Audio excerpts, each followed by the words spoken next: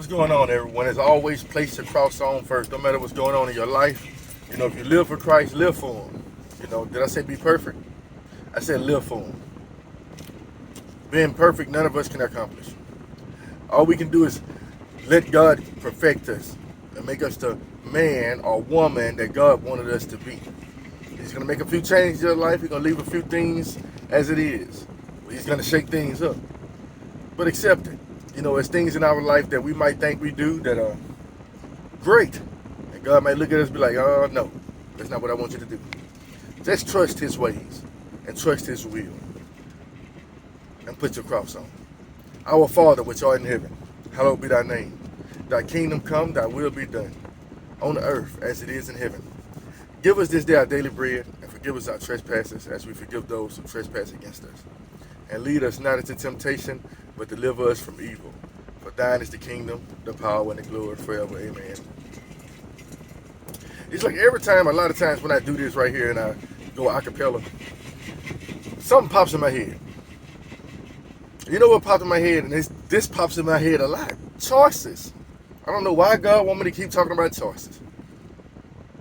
It's hard to make choices already in this world. But it's easier to make choices with the Lord. Let me get what I'm trying to tell you. If you don't want to make the choice, leave it up to God to do it. You understand? If you don't want to make the decision, leave it up to God. How can you do that? It's very simple. Our Father, which art in heaven, hallowed be thy name. Thy kingdom come. Thy will be done. Look how simple that is. And a lot of times we'll sit here, we'll worry, meditate, ask friends, what you think I should do? What you think I should do? What you think I should do? Go to your family member, what you think I should do?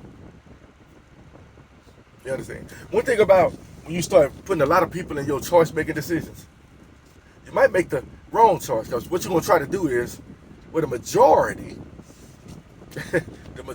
say it this. One thing you're going to realize about in this world, followers of Christ are the minority. Y'all don't want to believe me, but I'm telling you the truth. We are minority. Minority in this world. You understand? Majority don't live for Christ. And Christ works through everything, but He works more strongly to people who call on Him and trust on Him. So you got to realize who you're talking to. You got to test the spirits when you make choices. People will tell you all kind of things and lead you to the wrong choice, and then you be like, you know what, I should have never listened to them.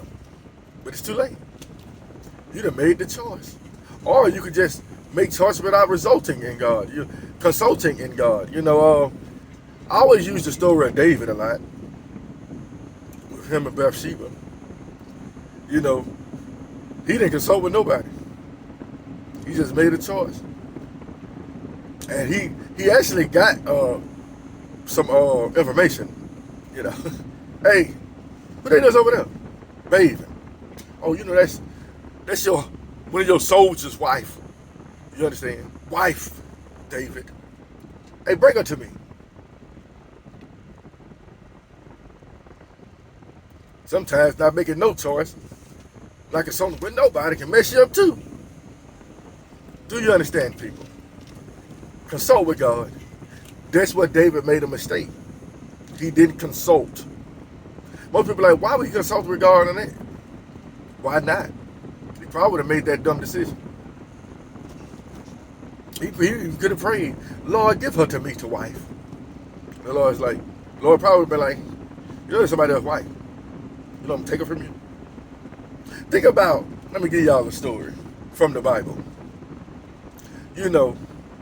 When he ran up upon the man and he was asking him for help to feed his men and stuff like that, and I can't remember his name, and he asked the man for help, and he was like, who are you? Basically got smart with him, sent David men back, and David just went berserk. He was like, you know what, man, finna get this dude. I've been watching over his cattle. I've been watching over his sheep. I've been doing everything I'm supposed to do for this man. You understand? Then on the way there, he was leaning on it. He didn't even ask consult with God then. He was just ready to slaughter. Just bam. Now in this case, God sent somebody. He sent the man's wife. Hey, my husband, he's a shrewd man. He's horrible, man. You know what I'm saying? Here was some cakes, some wine, and some things for your men. Just don't do this evil. The Lord talked to him. Now, in that case, he had God kind of intervened. But I'm going to tell y'all something now. God doesn't always step in and help you make a choice. Sometimes you're going to act too quickly. In that moment, he had enough time. She had enough time to prepare all those things and happen to overhear what happened with her husband. It was like, oh man, we got to do something about this. We got to make this right wrong. Right? So, what happened was, the wife, after he got drunk and everything like that, he woke up the next day. You know, David was finna kill you. What? Then he grieved himself to death and he died. And then, what happened? His wife became David's wife. He didn't ask for it. I'm sure he wasn't even seeking it. You understand what I'm saying? But things just played out when he let God intervene. Now, let's go back to what he told David. See how this story correlates. He's like, haven't I given you the wives of your enemies? I would have given you such and such things. Why did you do this? Why did you make that choice? I didn't even want to give you, I didn't even ask to give you Saul's daughter. You didn't even ask me to give you Saul's daughter. I gave it to you.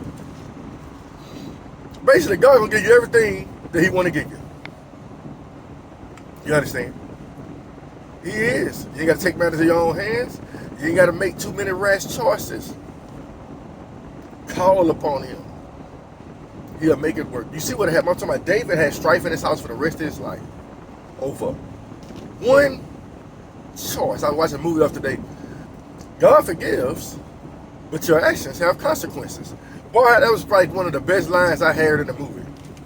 Because a lot of Christians think, well, I gave my life to Christ now. Everything I did in my past is wiped clean. Yeah, it is, by God. But the world carries consequences. And your life carries consequences. You can't just do things and expect to get away with it.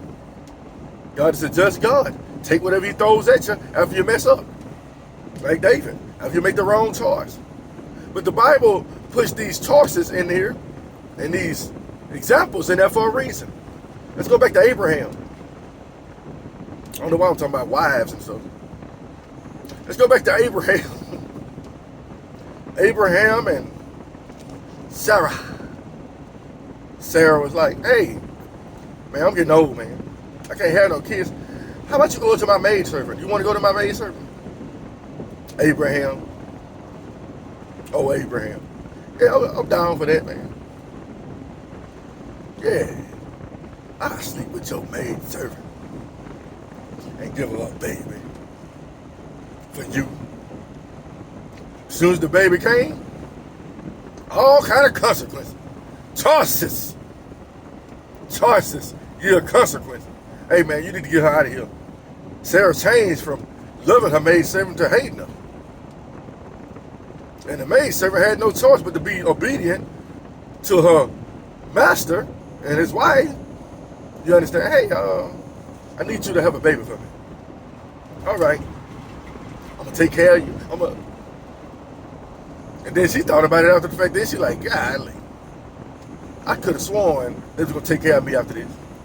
You see how that one choice affected 3 people? Actually, it affected 1, 2, 3, 4, the child. It affected everybody. One choice affected everyone. Do you understand?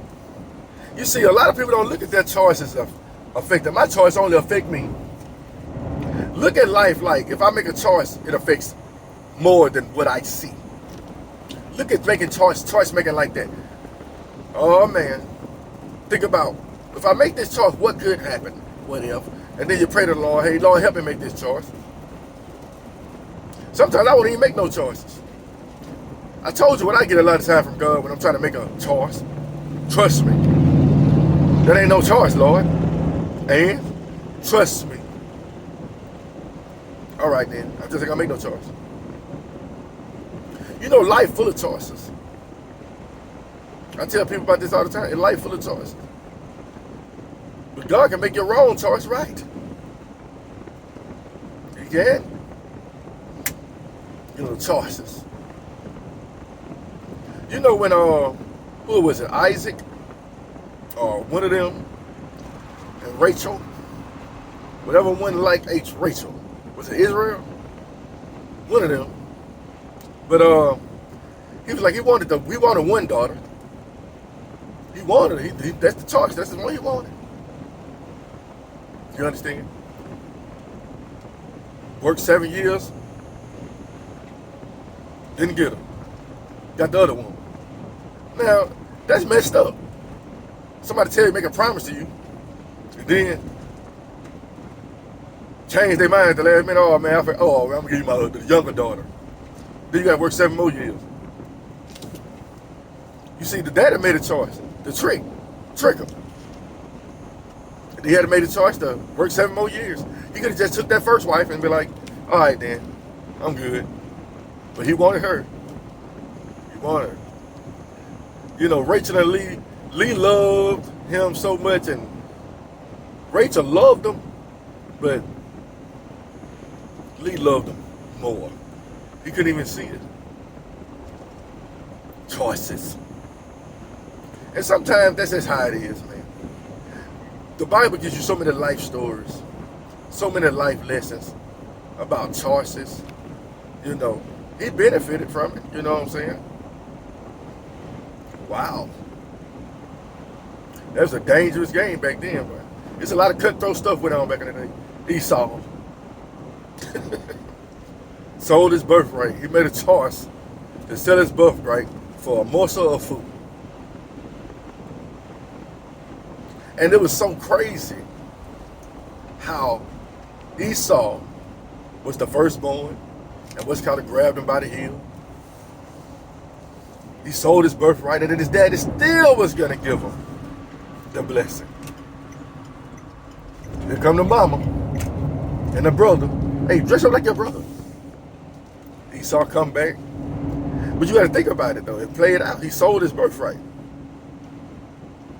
He made a promise over some bread. And after he made it, he had no choice. It worked out exactly how he promised it. How he sold his birthright. His brother got it. It looked dirty, but you got to look at the beginning of the story. He sold his birthright. He sold what was meant for him. And the dad is still intending to give it to him. But the dad, look at what are the odds of the dad eyes being dim in old age. And he can't really see his sons. He can't tell the difference between the two. They were twins. They probably sounded similar. They just felt different. Think about it. Choices. Every choice you make has a consequence. Words you speak have a consequence. Do you understand? Words you speak. Remember that one man came out the house just cursing David. Oh, you piece of trash. Or whatever he was saying back in their dialect back in the day. But they say he was cursing them. So I'm saying he used some foul languages blasting David. David was like, hey man, it's okay. Maybe God allowed him to do this. Fast forward to David's old age. This man, he lived his whole life like, man, you remember that time I cussed David out and I got away with it? Boy, I cussed the king out. Thought his choice to go out there and cuss David out, God's anointed, was he was just gonna live a happy life and peacefully.